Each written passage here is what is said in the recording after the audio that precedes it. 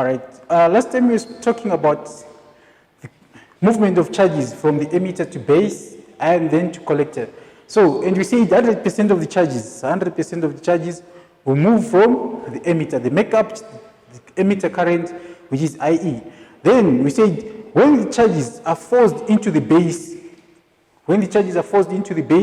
2% of the charges will take part in recombination. Recombination, this is a process whereby electrons combine with holes and they form base current.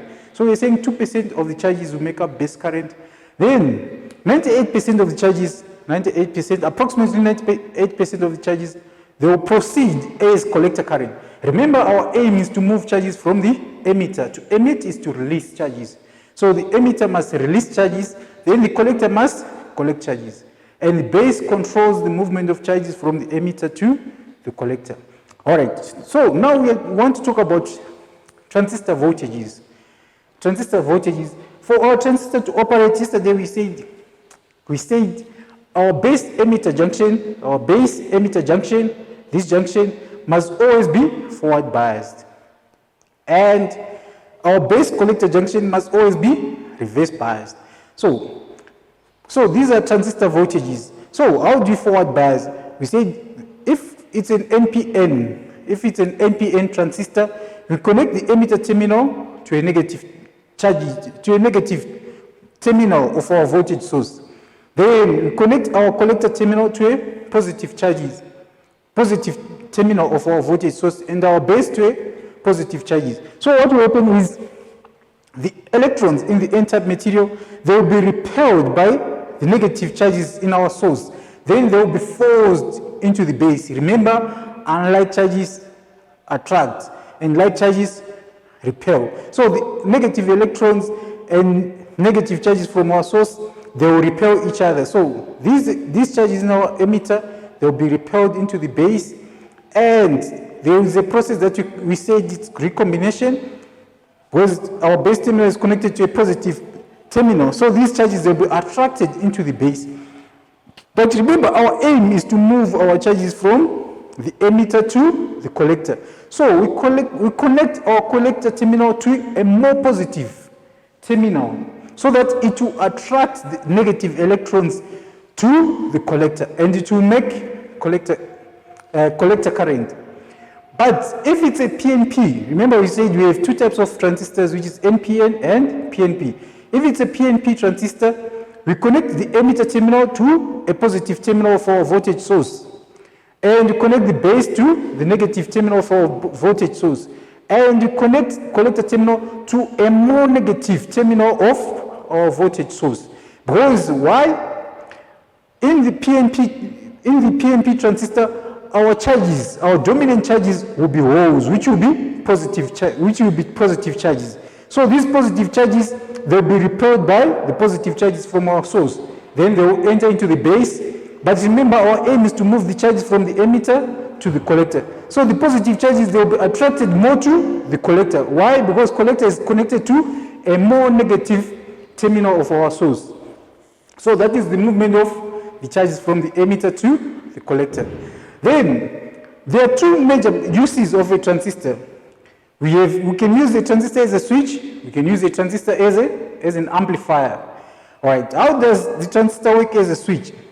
The transistor operates in three regions, which is the cutoff region, the active region, and the saturation region. In the cutoff region, the base emitter junction will be reverse biased. The base collector junction will be reverse biased.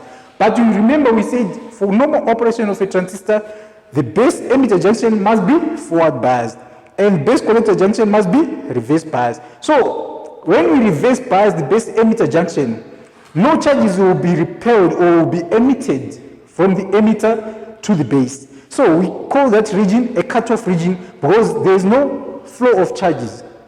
Then from the emitter junction, if we forward bias the base emitter junction and we reverse bias the base collector junction, our transistor moves from the cutoff region to the active region. Our transistor operates in the active region. In the active region, our transistor operates as an amplifier. Then If we continue increasing the base current, we'll reach a point whereby the collector current won't have an effect on the base current. And that's moment we reach, at that moment whereby the collector current doesn't have an effect on the base current, we call it a saturation region. Saturation region, the base emitter junction will be forward biased and the base collector junction will be forward biased. And we say our transistor will be saturated with charges. So, we remember we said our transistor operates as a switch and as an amplifier. Then, we do have advantages of using a transistor as a switch. The first one is the small base emitter current can switch the transistor on. So only 2% of the charges are required to switch on the transistor. The moment we have base current flowing, our transistor switches on. The moment we don't have that base current, our transistor switches off. So the small base current is required to switch on a transistor. Then another advantage is there's no wear and tear. With a normal switch, there's always wear and tear because they are moving contacts. So with a transistor, there's only a flow of current that switches on a transistor and switches off a transistor. So there's no wear and tear. There's no depreciation with a transistor. Then there's much faster switching times. The moment we have a very small amount of base current flowing, our transistor switches on. So we say the transistor has much faster switching times. Then the control over long distance. A transistor normally it is used as a control over security lights or street lights. So a small base current is required to switch on a transistor, and you can control the whole security lights circuit with a very small base current flowing. Then this is the characteristic curve of a transistor.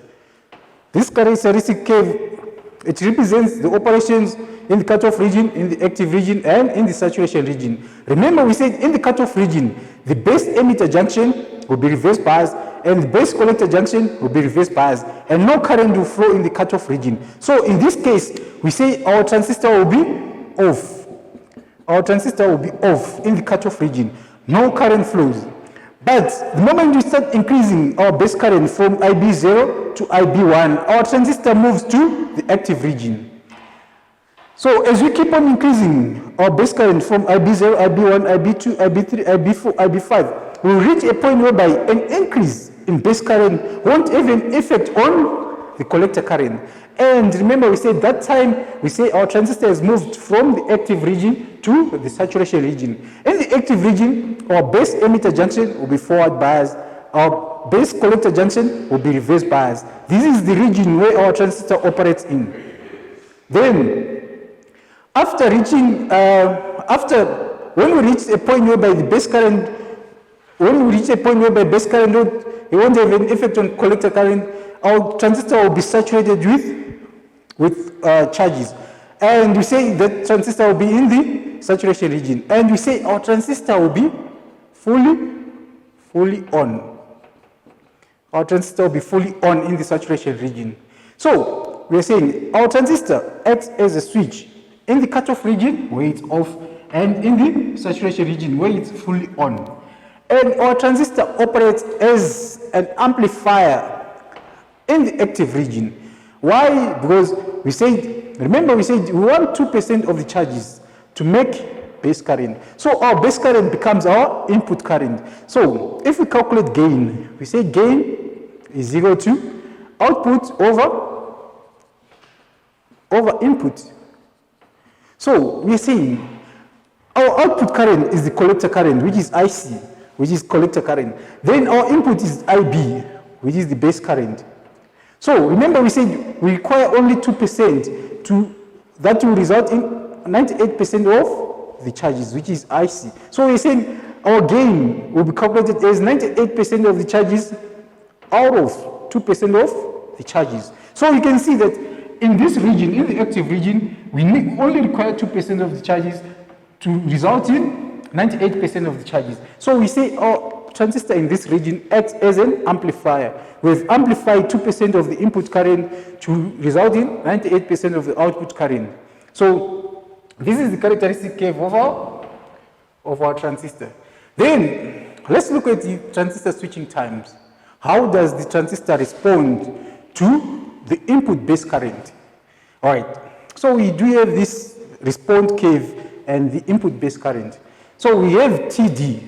TD, here we say this is the elapsed time. The elapsed time is the instant the base current is applied to the time the collector current starts to flow.